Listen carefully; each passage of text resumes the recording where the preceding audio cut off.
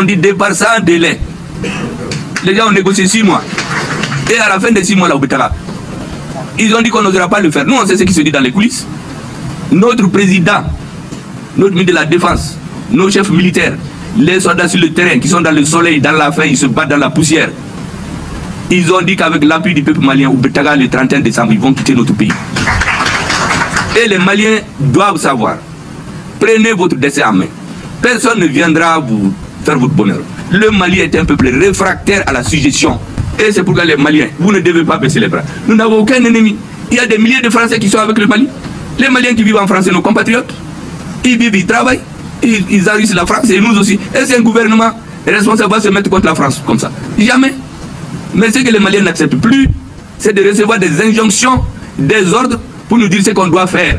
Et c'est pourquoi notre président a défini 3 principes cardinaux que nous répétons, moi je le dis à tous les ambassadeurs. Respect de la souveraineté du Mali.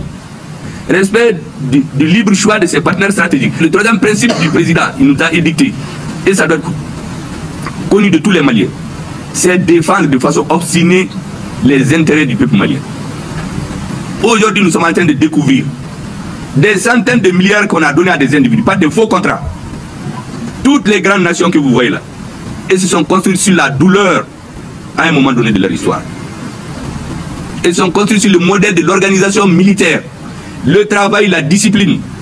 Donc, on a renvoyé tous ces gens-là. À l'ONU, ils ont dit qu'on n'osera pas faire partie de Barkhane. Il y a des pays qui ont dit que le Mali n'osera pas. Nous avons dit qu'on va oser.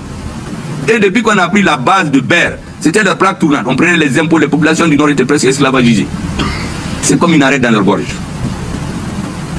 Et c'est pour cela que, quand on s'entend avec la MINUSMA, qu'on se réveille ensemble pour faire nos affaires à midi, la MINUSMA se réveille à 6 h, elle quitte. Après, elle nous téléphone. Moi, je suis déjà parti. À qui vous avez mis la base? Encore nous, on a laissé, on ne sait pas qui prend. Mais on sait que c'est pour donner aux rebelles. Mais ces bases-là, nous allons les prendre.